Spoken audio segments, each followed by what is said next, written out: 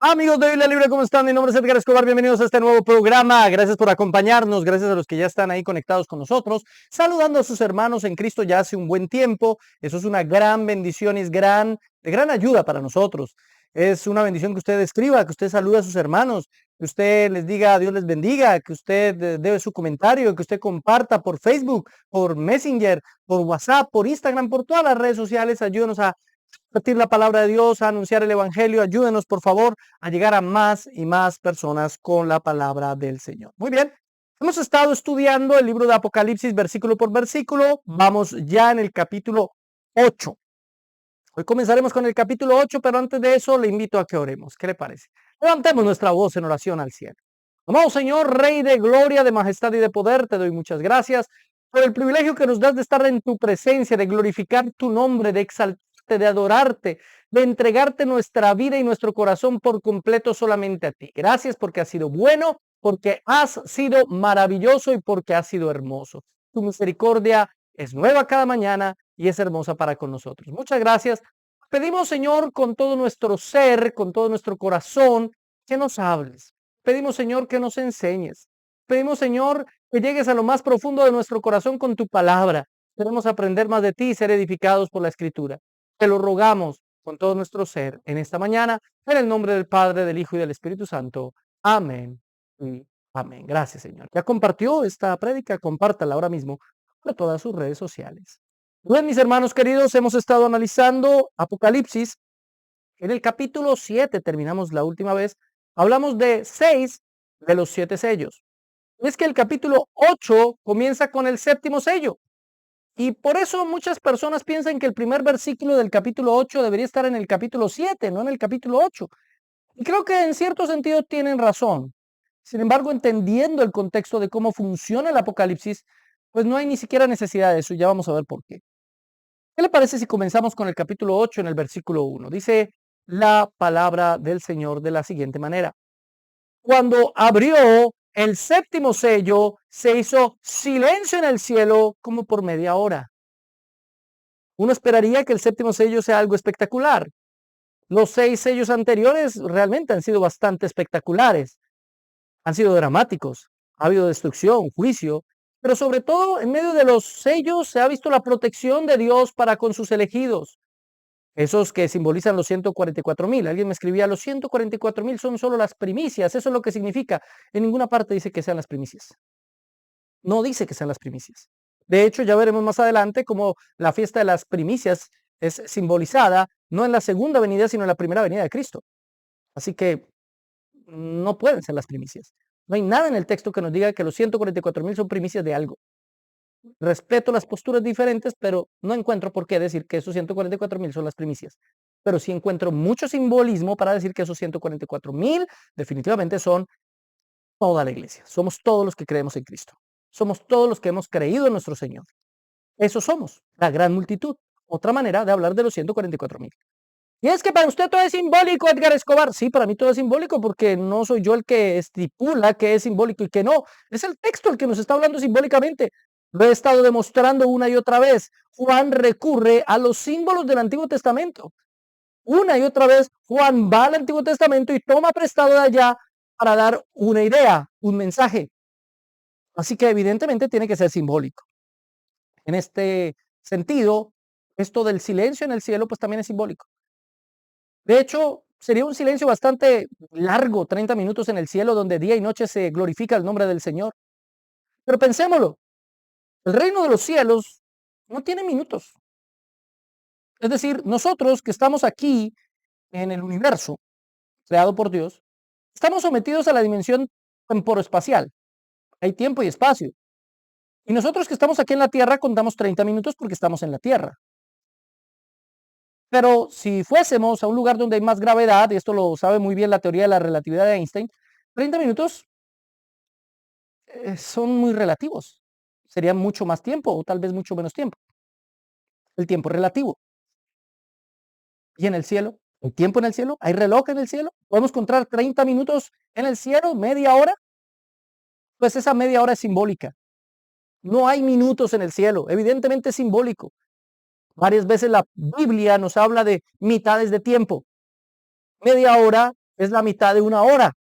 Así que está hablando de algo que se hace a la mitad. La mitad del tiempo, el silencio de Dios, el silencio en los cielos. Todo callará después del juicio del Señor. Todo esto es evidentemente simbólico. Todo esto nos habla de símbolos. La palabra silencio es sige, que literalmente es shh, algo así. Es lo que quiere decir. Callar. Todo literalmente cayó. Media hora de silencio. Parece como cuando nosotros estamos en un evento y hacemos un minuto de silencio por alguien caído. Pues aquí es media hora de silencio por un mundo destruido. Los sellos nos mostraron cómo el Señor vino y ejecutó su juicio y protegió a los suyos. Y parece ser media hora de silencio. ¿Qué significa exactamente esa media hora de silencio? ¿Es una medida exacta de tiempo? ¿Será que el Señor y todo el universo callarán por una mitad de tiempo de algo? Pues realmente no. Es que esto se utiliza varias veces en la Escritura. Sofonías capítulo 1, versículo 7, mire lo que dice. Calla en la presencia de Jehová el Señor, porque el día de Jehová está cercano, porque Jehová ha preparado sacrificio y ha dispuesto a sus convidados. Sofonías 1:7. Y si usted lee el contexto de Sofonías 1, Sofonías nos está hablando del día de la ira de Jehová. Después del día de la ira de Jehová, todos callarán. ¿Quién podrá hablar en su presencia? ¿Quién podrá pronunciar una palabra? ¿Quién podrá siquiera cuestionar algo al Señor después de que Él derrame su ira sobre la tierra?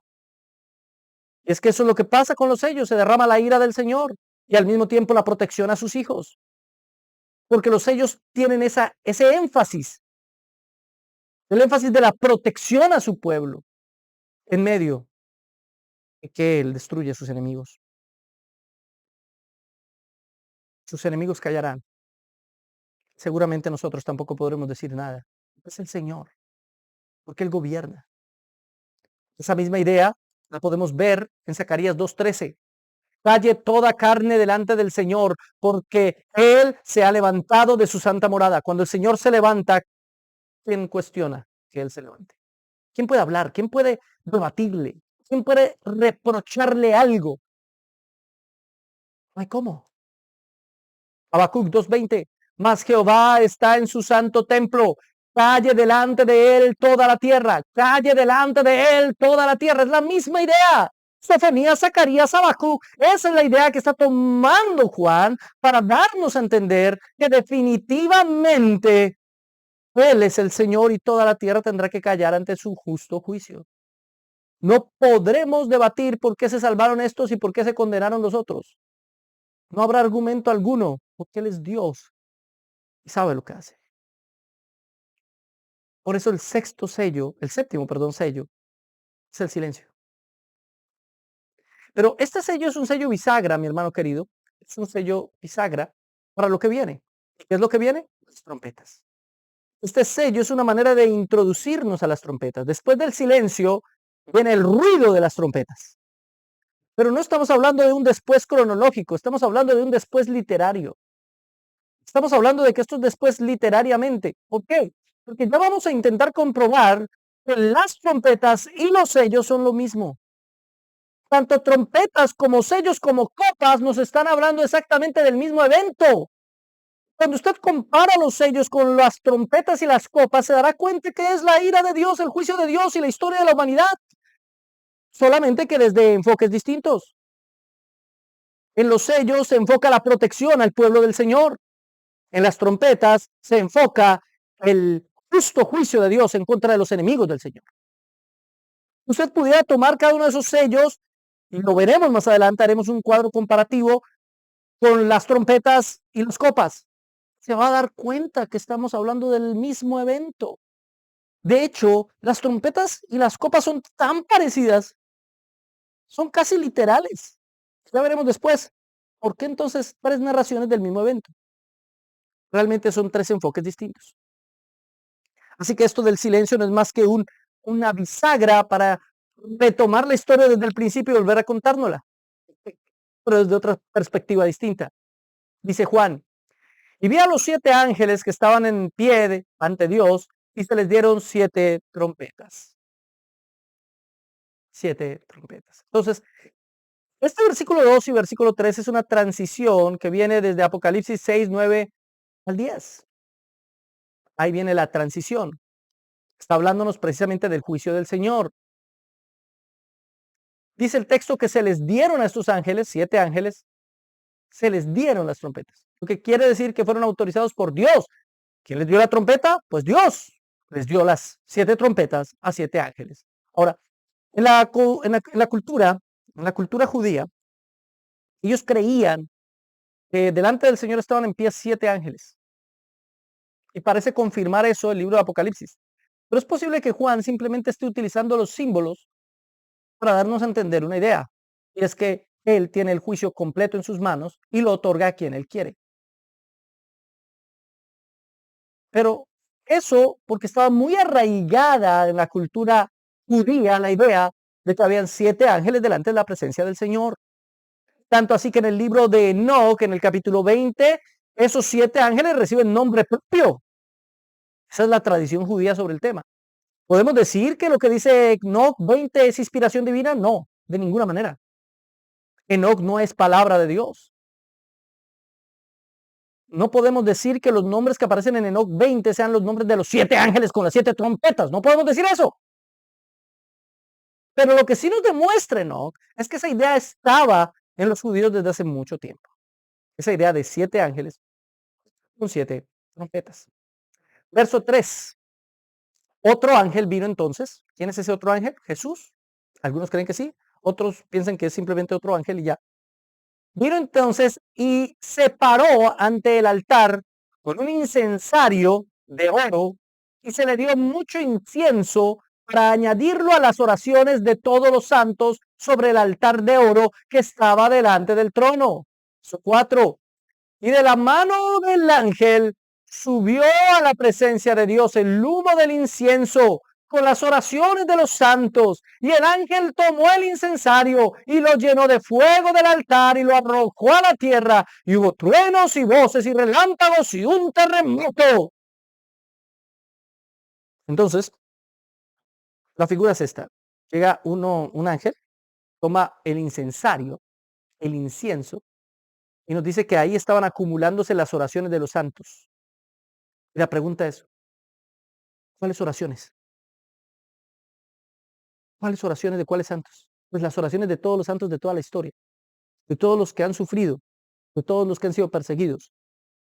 Como dice el capítulo 7, de los que salieron de la gran tribulación. Literalmente lo dice. ¿Recuerdan ustedes el pasaje?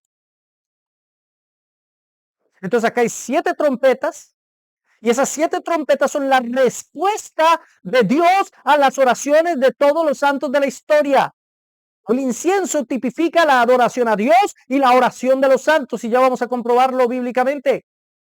Las trompetas entonces son juicios y al mismo tiempo llamados al arrepentimiento. En la Biblia las trompetas se usaban para muchas cosas, para la música, para llamar al culto, para llamar a la guerra, básicamente llamar la atención de alguien, pero también indicaban la protección de Dios. Las trompetas en este caso, otorgadas por Dios para los ángeles, anuncian al mundo entero el juicio de Dios que ha venido. Cada desastre, cada tragedia, cada sufrimiento de este planeta nos está hablando de que el juicio de Dios se aproxima. Estas trompetas no son algo a futuro, es algo que hemos estado viendo desde el principio, así como los sellos. Por eso les digo, los sellos y las trompetas y las copas son la misma cosa. Las trompetas comenzaron desde el mismo principio, mi hermano querido, y han venido aumentando su sonido. Cada vez escuchamos de peores desastres. Cada vez oímos de cosas más terribles sobre la tierra.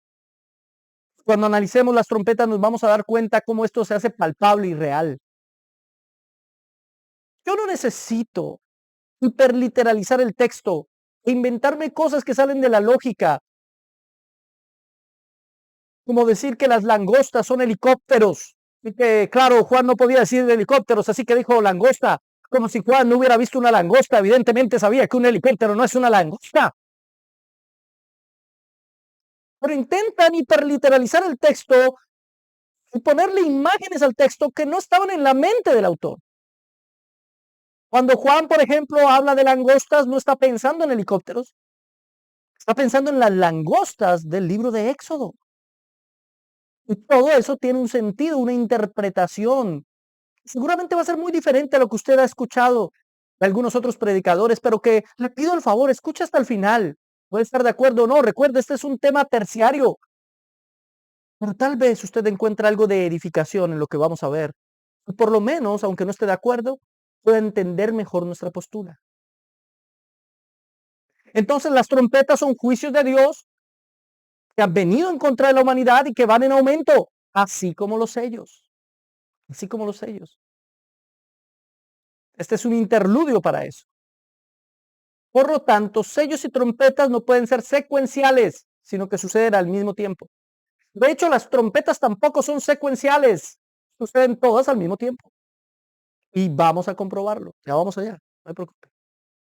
Ahora bien, Apocalipsis 6 nos habla de dónde surgió el hecho de que el Señor autorizara estas trompetas. Dice, cuando abrió el quinto sello, vi bajo el altar las almas de los que habían sido muertos por causa de la palabra de Dios y por el testimonio que tenían. Y clamaban a gran voz diciendo, ¿hasta cuándo, Señor, santo y verdadero, no juzgas y vengas nuestra sangre en los que moran en la tierra? ¿Hasta cuándo, Señor? Eso lo vimos anteriormente en otra predicación. ¿Hasta cuándo, Señor, nos vas a hacer justicia? Esto es una oración implicatoria, que parece una oración en contra de los que les han hecho daño, pero realmente es una oración buscando justicia.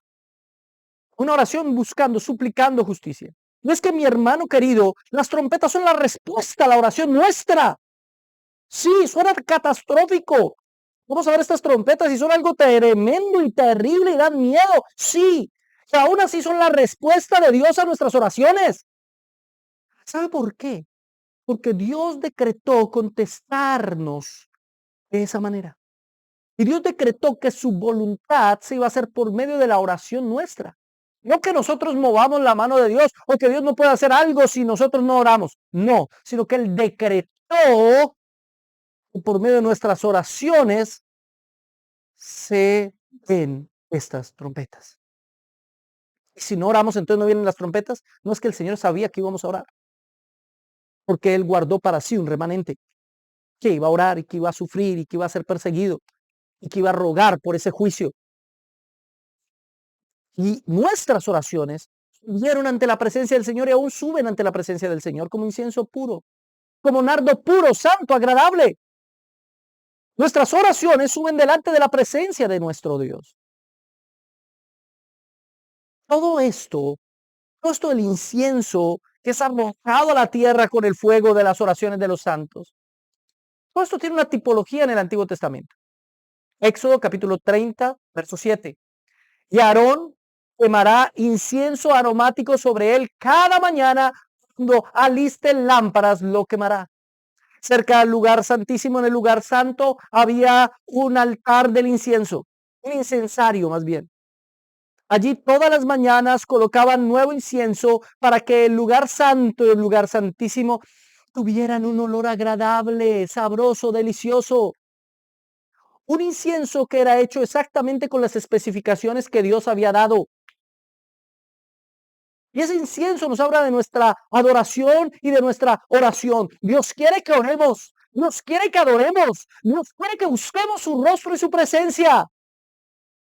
Y Él contestará nuestras oraciones como deba contestarlas. Pero nuestras oraciones y nuestra adoración es incienso puro en su presencia. Es olor grato y fragante. Es un buen perfume ante la presencia del Señor. Si usted no ora, usted no está siendo agradable a Dios. Si usted no clama, si usted no ruega, si usted no suplica, si usted no levanta un clamor al cielo, ¿cómo espera que el Señor le haga justicia? Es que el Señor por medio de estas trompetas va a hacer justicia como respuesta a la oración de sus santos. Así que esta imagen la toma Juan de ahí, pero también la toma del Salmo 141:2. Se apuesta mi oración delante de ti como incienso, el alzar de mis manos como la ofrenda de la tarde. ¿Se da cuenta? Sea puesta mi oración delante de ti como incienso. Nuestra oración es como incienso, no es que sea incienso literalmente. Es imposible esto pensarlo literal. Hay gente que así lo interpreta. Hay un enorme incensario allá en el cielo que tiene un ángel que va a acumular las oraciones como incienso. Esto es tipológico, obviamente es tipológico. Las oraciones no son incienso. Esto lo que quiere decir es que es algo que agrada al Señor. Nuestra oración es algo que agrada al Señor. Es un lenguaje hasta poético, hermano. A eso se refiere. ¿Qué causará? En medio de nuestra oración. Lo mismo que causó en Egipto. Porque la figura que toma aquí Juan es lo sucedido en Egipto. Éxodo 3:7. Dijo luego Jehová: bien he visto la aflicción de mi pueblo que está en Egipto, y he oído su clamor a causa de sus exactores, pues he conocido sus angustias. ¿Se da cuenta de dónde sacó la idea Juan? Para tipificar todo lo que él está viendo. O tal vez es el Señor el que usó toda la historia de Israel para tipificar lo que ahora está viendo Juan. Que no es más que un símbolo. Dios escuchó el clamor de un pueblo que vivía en angustia y en aflicción en Egipto. Levantó un libertador y lo sacó de esa tierra. Exactamente hará lo mismo con nosotros. Ha escuchado nuestro clamor. Levantó un libertador que nuestro Señor Jesucristo. El mismo Moisés dijo. ¿Se acuerdan que Moisés lo había dicho? Va a venir otro profeta. A él tienen que seguir. A él lo tienen que escuchar. Él me va a reemplazar. Ese era Cristo. Más grande que Moisés. Y es lo mismo. A ellos los sacó de esa tierra. A nosotros nos sacará de esta tierra corrompida, corrupta, caída y pecaminosa. De aquí nos sacará el Señor. Entonces hay un gran paralelo entre las trompetas y las plagas. Así como hay un paralelo, mi hermano querido, entre el clamor del pueblo y el Señor escuchando el clamor del pueblo y liberándolo de Egipto, con lo que estamos viendo aquí de las trompetas, un pueblo clamando y un Señor que va a responder por medio de 7 trompetas, pues el paralelismo es mucho más grande cuando lo analizamos a la luz de las 10 plagas de Egipto. Las 10 plagas de Egipto son casi un paralelo a las 7 trompetas. ¿No me cree? Se lo compruebo. Trompetas, plagas. Trompeta 1, granizo y fuego. Séptima plaga, granizo y fuego. Trompeta 2, sangre. La primera trompeta, o la primera plaga más bien, en el Nilo se convierte en sangre. Tercera trompeta, aguas amargas. Primera plaga, también. El Nilo es contaminado precisamente porque se convierte en sangre y su agua se vuelve no potable. Cuarta trompeta, la oscuridad. Novena plaga, oscuridad de 3 días. Quinta trompeta, las langostas, que no son helicópteros. Octava plaga, las langostas. ¿Se da cuenta que no está hablándonos de helicópteros? La idea, mi hermano, la idea de Juan no es de hablarnos de helicópteros, es de hablarnos de las plagas de Egipto. Esa es la idea en la mente de Juan. Eso es lo que él quiere tipificar. Si decimos que las langostas en Apocalipsis son los helicópteros, tenemos que decir que las langostas en Egipto fueron helicópteros, cosa que no tiene el más mínimo sentido. ¿Entiende?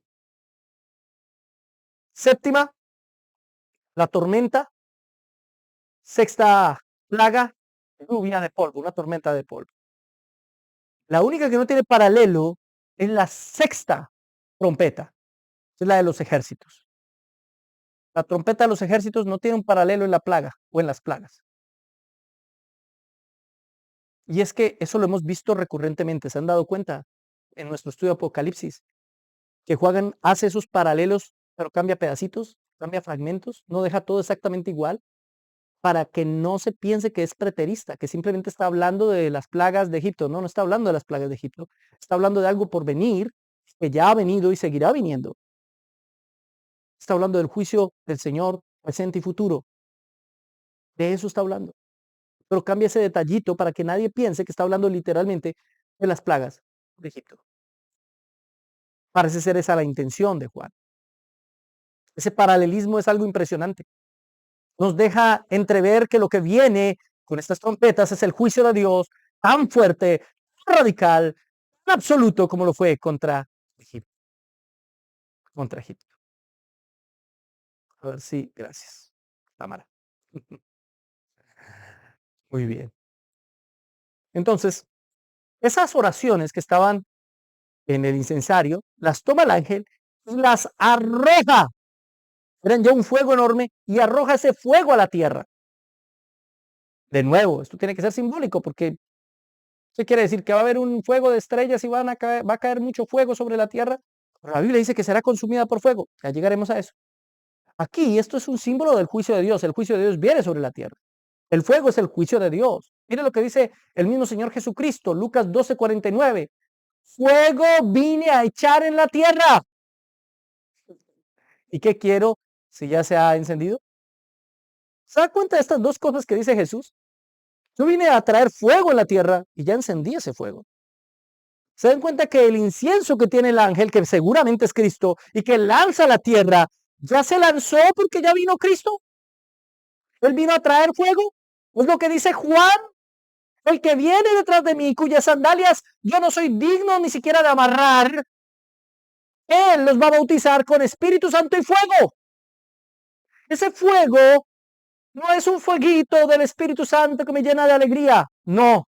Es el juicio de Dios. Lo que está diciendo Juan es que el Señor o nos bautiza en agua o nos bautiza en fuego. Bautiza en agua a aquellos que creen en Él, pero bautiza en el fuego de la eterna condenación a aquellos que no creen en Él. Eso es lo que Juan está diciendo. Por eso cuando nosotros en nuestras oraciones decimos, Señor, manda tu fuego, manda tu fuego. O usted está en un pecado tan grave que quiere que el pecado sea consumido, o usted quiere ser consumido.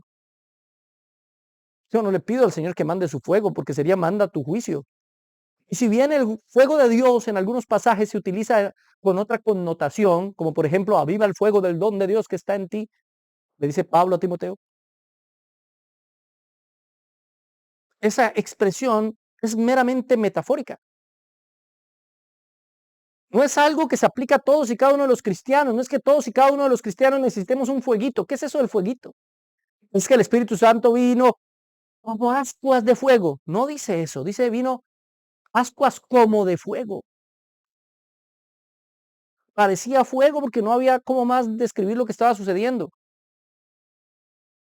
Pero tenga cuidado cuando comience a cantar, manda el fuego. Posiblemente usted esté pidiendo que el juicio de Dios venga sobre usted. Esto no es un tema principal de fe. Pero sí me parece interesante e importante manejar correctamente el lenguaje teológico. Definitivamente Juan está hablando del juicio de Dios, como se está hablando en el Apocalipsis. El juicio de Dios viene por medio del fuego. Y es que el fuego es repetitivo una y otra vez en estos textos. Ahora, estas 7 trompetas también están relacionadas con el juicio de Dios contra Jericó. Ya lo relacionamos con el juicio de Dios contra Egipto. Ahora, en Josué 6, se relaciona con el juicio de Dios contra Jericó. Ellos dieron vueltas en silencio. ¿Cómo comienza el capítulo 8? Hubo silencio por media hora. El silencio. El juicio comienza en silencio. ¿Se da cuenta? Se tocaron 7 veces las trompetas. Porque hay 7 trompetas que van a sonar. Estoy comparándolo con Josué 6. El pueblo lleva el arca. El arca va a aparecer de nuevo en nuestra narración en Apocalipsis capítulo 11. Ya llegaremos a eso.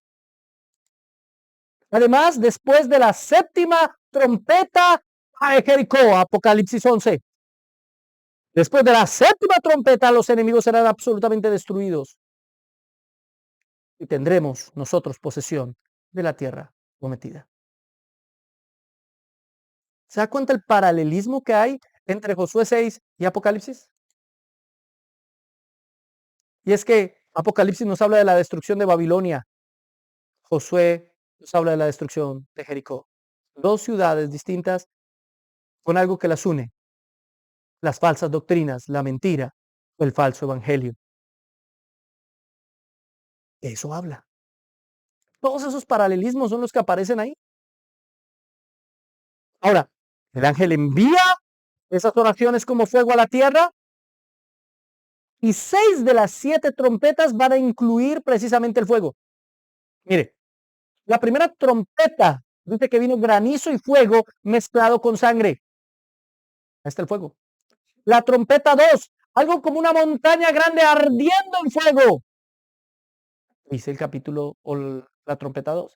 Trompeta 3, una gran estrella ardiendo como una antorcha cae sobre la tierra. Un meteorito, ya miraremos. Trompeta 4, la tercera parte del sol es herida. El sol, fuego, de nuevo, aparece el fuego. Quinta trompeta, subió humo del pozo como humo de un gran horno. Nuevo, fuego. Sexta trompeta, una tercera parte de la humanidad muerta por las 3 plagas de fuego, humo y azufre que salía de sus bocas. ¿Se da cuenta cómo todo está relacionado con el juicio de Dios? Nos está hablando de juicio de Dios. 6 de las 7 trompetas están relacionadas con ese fuego que envió el ángel. Ahora bien, las trompetas también tienen una vinculación con las fiestas de Israel. Esto es bastante largo, eso sería una serie completa, así que solo lo voy a resumir de la siguiente manera. Hay 2 grupos de fiestas de Israel, las fiestas de primavera y las fiestas de otoño. Las fiestas de primavera son Pascua, panes y levadura, primicias y Pentecostés. Cada una de esas 4 cosas nos hablan de la primera venida de Cristo. Pascua, obviamente. Pan sin levadura, obviamente. Primicia, obviamente. La primicia de todo, la primicia de los salvos incluso. Pentecostés, obviamente, el día de Pentecostés, la venida del Espíritu Santo. Es decir, todas las 4 primeras fiestas, las fiestas de primavera, están vinculadas con la primera venida de Cristo. ¿Por qué las fiestas de primavera? En la primavera hay un nuevo amanecer, comienza de nuevo el proceso. La primavera comienzan de nuevo los árboles a dar hojas, a verse lindos, bonitos, florecer. Eso pasó con la primera venida de Cristo. Resurgió la esperanza. Esa es la primavera. Pero luego vienen 3 fiestas más que nos hablan del otoño, las fiestas de otoño. Trompetas, expiación y tabernáculo. Las 3 nos hablan es de la segunda venida de Cristo. ¿Y qué pasa en el otoño? Los árboles pierden sus hojas. Es el periodo donde mueren muchas de las plantas. Es el periodo de frío en Israel. Comienza el frío, no como el invierno, pero comienza. Así que la primera venida de Cristo nos habló de la primavera. Pero cuando hablamos de las trompetas, que está acá la fiesta de las trompetas, véala, es el comienzo del fin. Nos está hablando de la muerte de todos aquellos que se oponen al Señor. Podría decir muchísimo más de las fiestas de Israel, pero no quiero centrarme ahí. Simplemente quería tomar el tipo que existe en las fiestas de Israel para que lo entendamos un poquito comparándolo con lo que son las festividades judías. Ahora bien, versículo 6. Sigamos con nuestro texto de Apocalipsis, capítulo 8. Versículo 6. Y los 7 ángeles que tenían las 7 trompetas se dispusieron a tocarlas. Pues, póngate varón, se dispusieron. Entonces las trompetas son la voz de la advertencia de Dios. Dios hace que las trompetas suenen para que nos demos cuenta que su juicio es pronto. De hecho, Apocalipsis 1:10 nos demuestra que la voz del Señor suena como una trompeta. A eso es a lo que se refiere. Está usando como ejemplo su propia tipología. Así que cada vez que vemos un desastre natural, una crisis global, una crisis económica, cada vez que vemos muerte en nuestro mundo, lo que estamos viendo es la advertencia de Dios. Lo que estamos escuchando es la trompeta. A veces uno entra en YouTube, hay unos videos muy tontitos. Se escuchan las trompetas del Apocalipsis en Buenos Aires. Y ponen por ahí unas trompetas de una película muy antigua, de un video, suena algo así, como... ¿sí? Y ponen un ruido de gente diciendo, ¡oh, sí oyen, sí oyen! Se escucharon las trompetas del Apocalipsis en Israel. Mentira. Mentira. Las trompetas las hemos estado escuchando desde que el Señor ascendió a los cielos.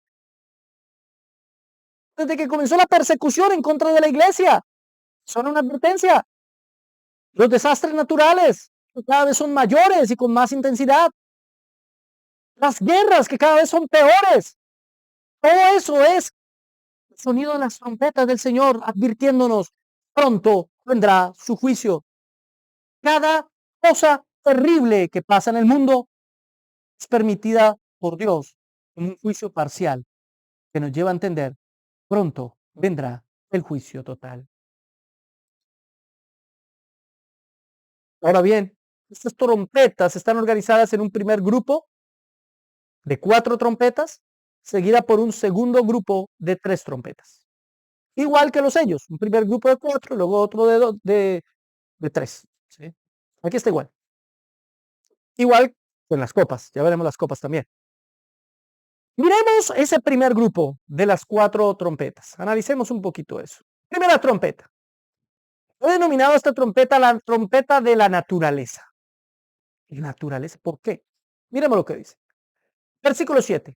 El primer ángel tocó la trompeta y hubo granizo y fuego mezclados con sangre que fueron lanzados sobre la tierra, y la tercera parte de los árboles se quemó, y se quemó toda la hierba verde. Toda la hierba verde. Se quemaron árboles y se quemó la hierba verde, porque cayó granizo y fuego. Evidentemente nos está hablando de un enorme desastre natural y ecológico. Esto es simbólico, pero al mismo tiempo nos está hablando de eventos reales.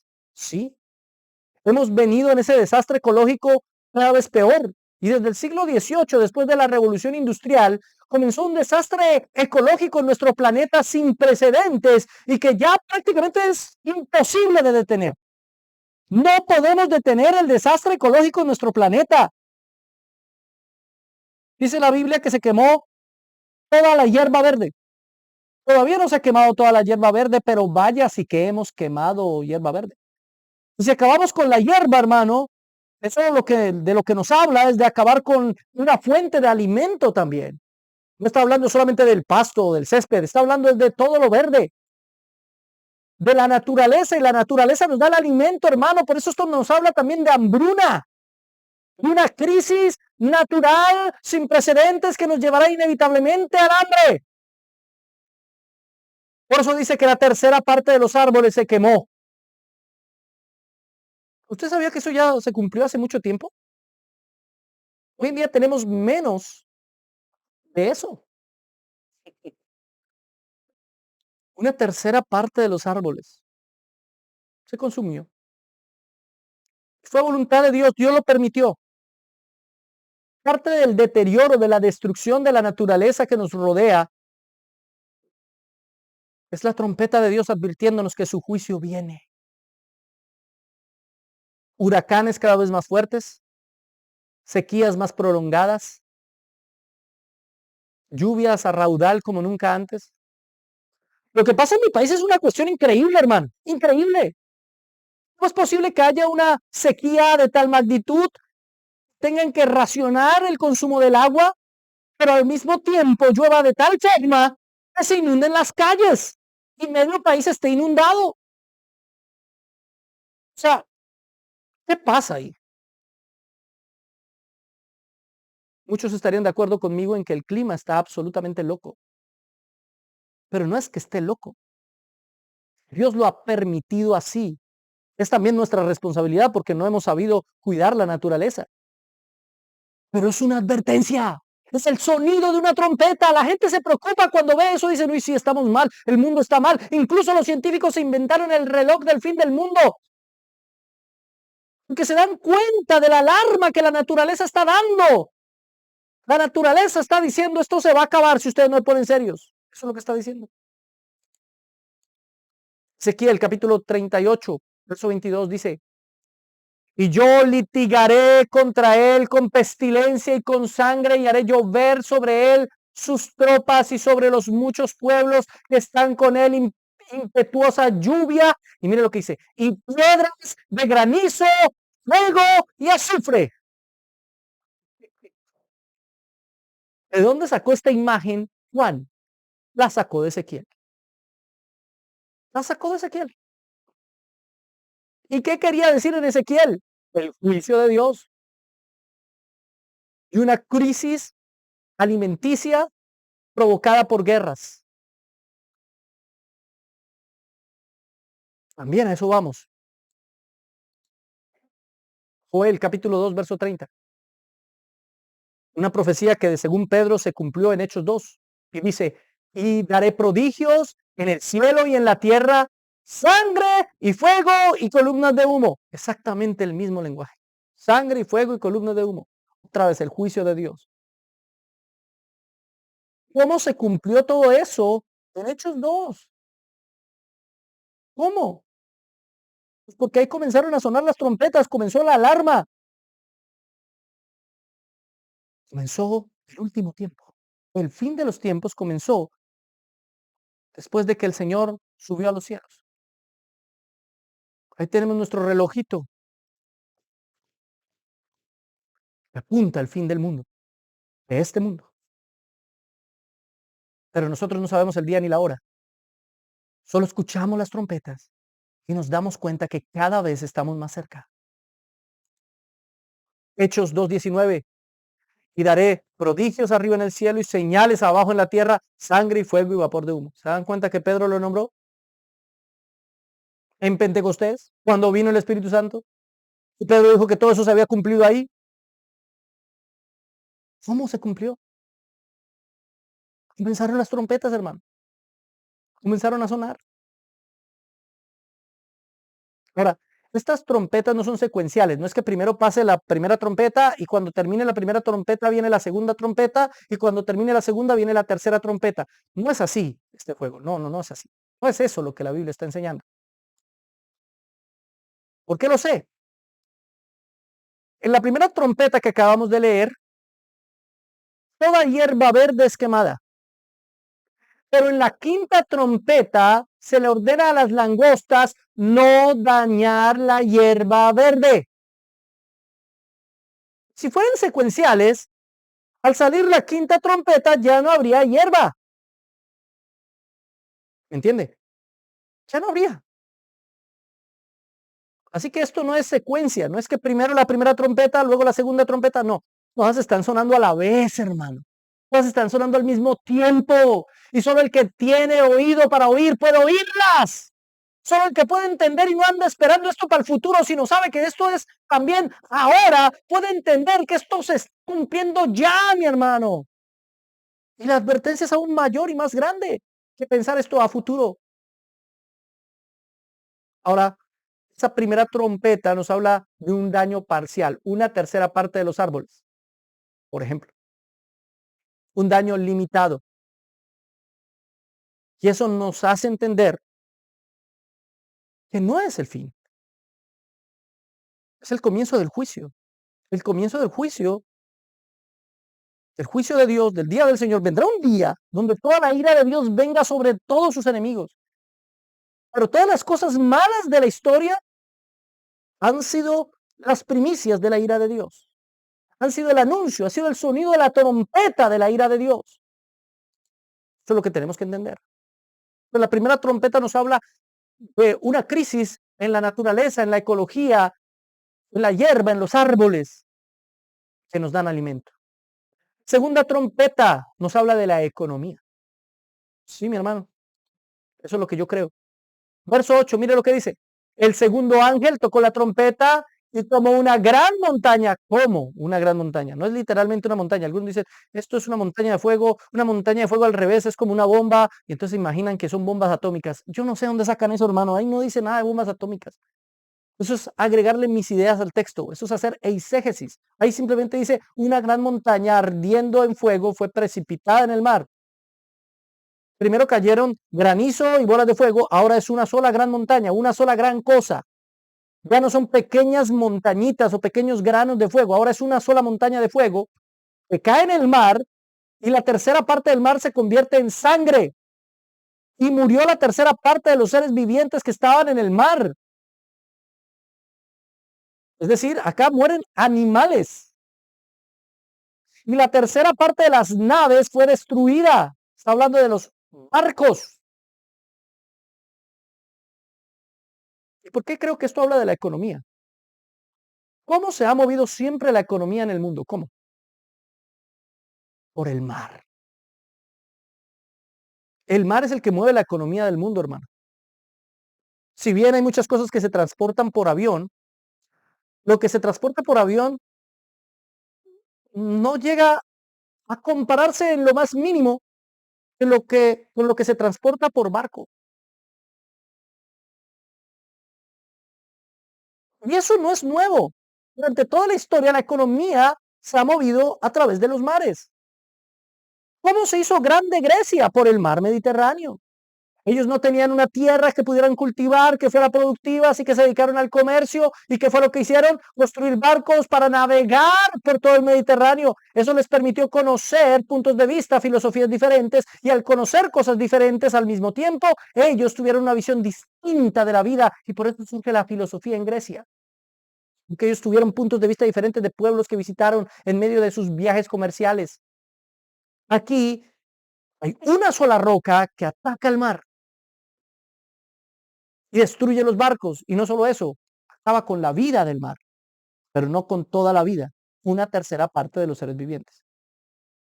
Si bien podría esto también hablarnos de un desastre ecológico, como evidentemente es lo que está sufriendo nuestros mares, nuestros océanos están sufriendo un desastre ecológico, creo que lo más conveniente es pensar esto como una crisis económica, ya que entendiendo cómo se vivía la economía en aquel entonces, entendemos que la gran mayoría de los productos salían del mar. No solamente los peces para ser alimentados, sino también una gran cantidad de productos como tintes especiales para las telas salían del mar. Si el mar se acaba, la economía entra en crisis. Si no hay barcos, ¿cómo comercializamos? Entonces va a venir una crisis terrible a muchos países del mundo. ¿Me hago entender? Por eso creo que esta segunda trompeta nos habla de una sola gran crisis, por eso es una sola montaña la que cae. Hoy hablamos de la economía global, hoy hablamos de la globalización, hoy hablamos de un mundo interconectado por todas partes, una sola gran montaña que destruye el mar. Los más pesimistas economistas del mundo dicen que es inevitable una crisis económica mundial. Ya la vivimos en 1929, la Gran Depresión. Afectó a todo el mundo, a excepción de los países comunistas. Pero hoy, donde hasta el país más comunista básicamente depende del libre mercado, sería una tragedia para el mundo entero. Por eso creo que la segunda trompeta habla de eso. ¿Y de dónde toma Juan esa figura? Jeremías 51:25. He aquí yo estoy contra ti, oh monte destruidor, dice Jehová, que destruiste toda la tierra, y extenderé mi mano contra ti y te haré rodar de las peñas y te reduciré a un monte quemado. Estoy contra ti, monte destruidor. ¿Se da cuenta? No es algo nuevo, no es un concepto nuevo. Y de hecho en Jeremías ya habla precisamente de un pueblo pecador. Todos esos conceptos son importantes para que los tengamos en cuenta, para que los tengamos en cuenta. Entonces, no veo ningún argumento aquí para pensar que ese monte, que esa montaña, sea una bomba. O sea, la bomba atómica o muchas bombas, no, cayeron al mar y destruyeron el mar. No, no veo eso por ninguna parte. Lo que sí puedo ver en la Biblia es como el monte Sinaí, por ejemplo, aparece cubierto de humo porque el Señor descendió sobre él en fuego, es decir, el juicio de Dios. Las crisis económicas hacen parte del juicio de Dios en contra de esta tierra. Las crisis económicas nos demuestran lo vulnerables que somos. Somos supremamente vulnerables. La crisis económica posterior a la pandemia del 2020 nos demostró que somos muy vulnerables. Que cualquier cosa puede hacer que nuestra economía tambalee, y si nuestra economía tambalea, entonces todo nuestro sistema tambalea. Ese es el juicio de Dios. Ese es el juicio de Dios. Ahora, así como el monte representa el juicio de Dios, el mar tipifica a los enemigos de Dios. Tipifica a los enemigos de Dios. Pero no me estaba diciendo que el mar nos hablaba de la economía del comercio internacional y las naves que fueron destruidas. Precisamente eso. Los judíos eran un pueblo de montaña. Ellos vivían en el monte. Cuando veían al mar, ellos veían que sus enemigos venían del mar. Los filisteos fueron un pueblo que vinieron del mar. Ellos no eran buenos navegantes. Estoy hablando de los judíos. Así que tenían temor al mar. Por eso la Biblia más adelante en Apocalipsis dirá que el mar entregó a sus muertos.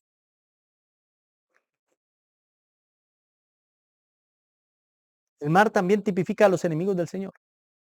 Y es que el sistema capitalista de consumo, mi hermano, no es un sistema cristiano. Ay, usted es comunista, me dirá alguno, porque no falta el que no entienda lo que estoy diciendo. No, menos, no, peor. Ni el modelo capitalista ni el modelo comunista es un modelo bíblico. La economía de Dios es diferente. Es depender de Dios. Es algo que no podemos aplicar aquí en este mundo, donde el rico cada vez es más rico y el pobre es cada vez más pobre.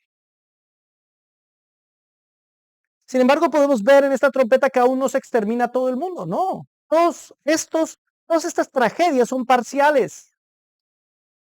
Por eso vamos a la tercera trompeta, que nos habla de justicia. ¿Por qué de justicia? Miren lo que dice la tercera trompeta. El tercer ángel tocó la trompeta y cayó del cielo una gran estrella ardiendo como una antorcha y cayó sobre la tercera parte de los ríos. Voy a tocar devolverme porque no terminé de leer. La tercera parte de los ríos y sobre las fuentes de agua. Y el nombre de la estrella es Ajenjo. Y la tercera parte de las aguas se convirtió en ajenjo. Y muchos hombres murieron a causa de estas aguas porque se hicieron amargas. Aguas amargas. Mi hermano, algunos hermanos en Cristo piensan que esto habla literalmente. Que literalmente va a caer un asteroide que va a dañar las fuentes hídricas del mundo. Comencemos diciendo que eso es literalmente imposible. Si hubiese un solo asteroide que pudiera acabar con todas las fuentes hídricas del mundo, pues acabaría con el mundo completo, porque sería demasiado grande. Alguien piensa que es una lluvia de varios asteroides, pero ahí no dice que caigan varios asteroides, dice que cayó uno llamado Ajenjo, no que cayeron varios asteroides. Entonces, ¿es un asteroide? ¿Una estrella que cae del cielo y se llama Ajenjo? ¿Es eso?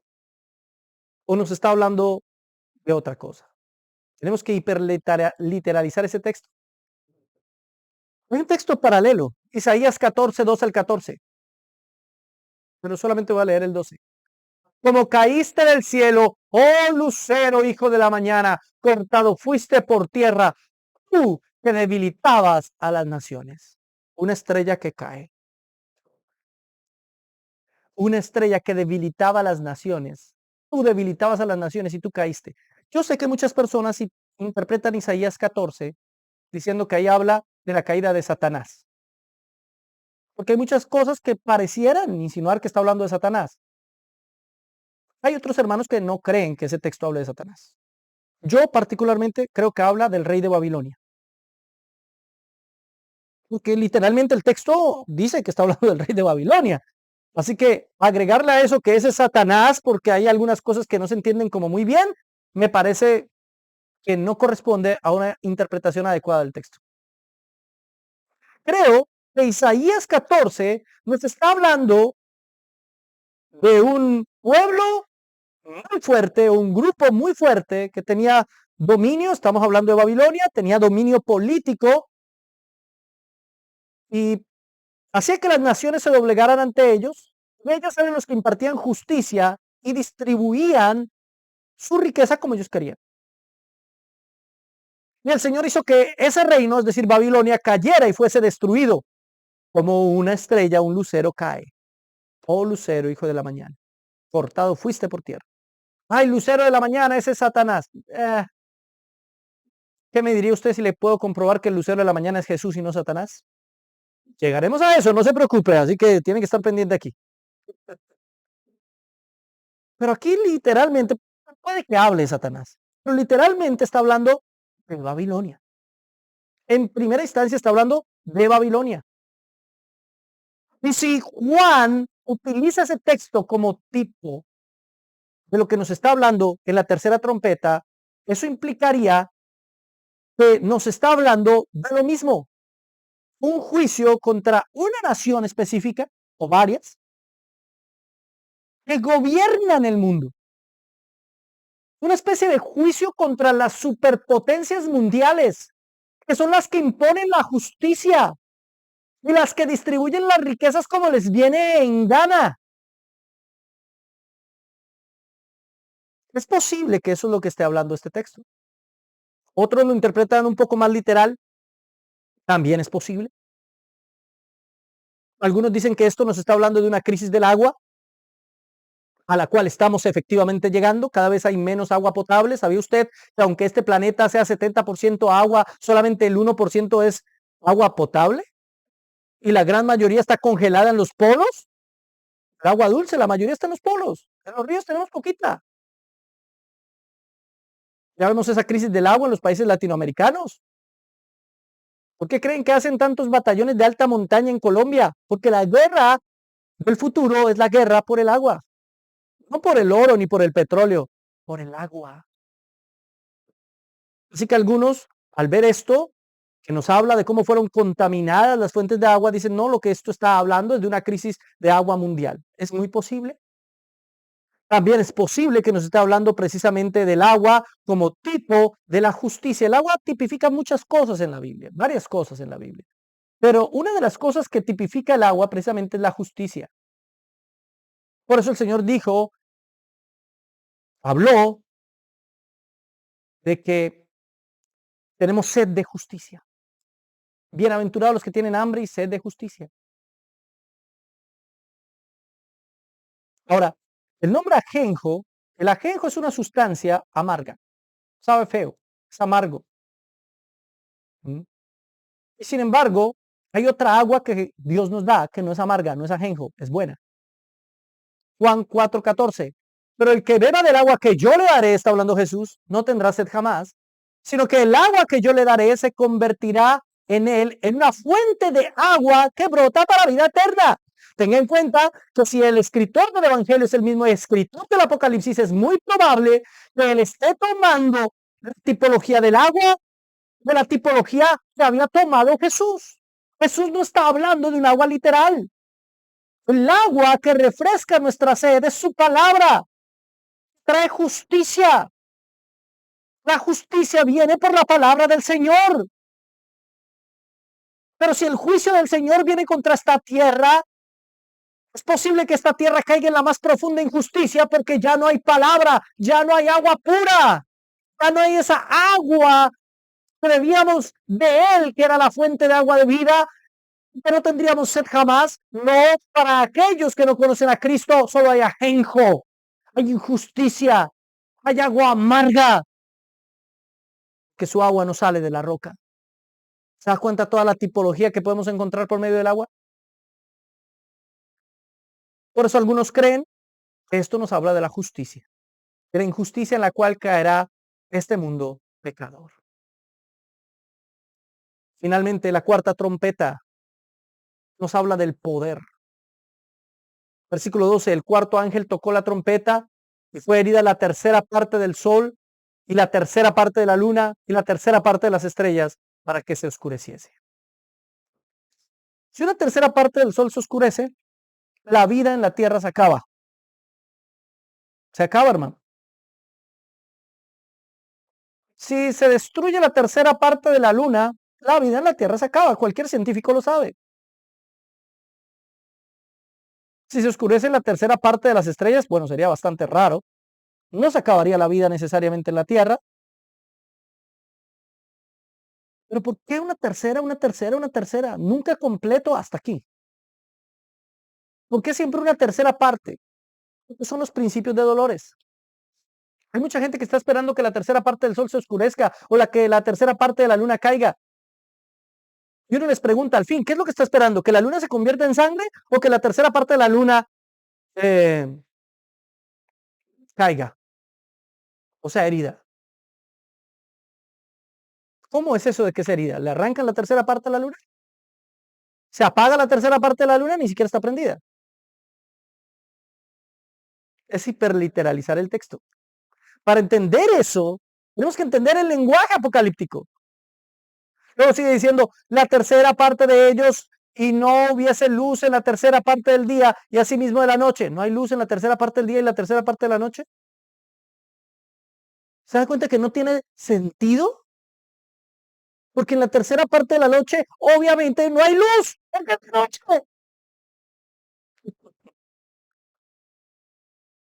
Entonces, ¿escribió mal el texto, Juan? ¿O es que nos está hablando de otra cosa? ¿O es que nos está hablando de algo tipológico y simbólico? Evidentemente, el sol como astro no puede cambiar. Pero ¿qué tipifica el sol, la luna y las estrellas? Luz. La luna refleja la luz del sol, pero nos alumbra de noche. Las estrellas al mismo tiempo nos dan luz en la noche y el sol nos permite ver con claridad. Tanto así que el Señor es denominado el sol de justicia. Tanto así que en el futuro no tendremos sol porque su gloria iluminará todo. ¿Eso qué quiere decir? Que Él nos permite ver. Él nos permite ver. Así que, ¿qué es lo que está diciendo esta cuarta trompeta? Que va a haber oscuridad. ¿Y de dónde va a venir la oscuridad? De que una tercera parte de aquellos que tienen el poder van a vivir en esa oscuridad. Y aquí ya no estoy hablando solamente de políticos, estoy hablando de todos aquellos que tienen algún tipo de poder. Estoy hablando de los maestros. Una tercera parte de los maestros vivirán en la oscuridad de su pecado. Una tercera parte de los científicos vivirán en la oscuridad de su pecado. Una tercera parte de los políticos o de los padres incluso vivirán en la oscuridad de su pecado y no conocerán, no verán la luz de Cristo. Y eso es lo que estamos viviendo. Vivimos en un mundo de avanzada, con gran tecnología, con cosas cada vez más electrónicas y más bonitas, y sin embargo, parece que somos cada vez más torpes. Un autor denominaba a esta nueva generación la generación ignorante.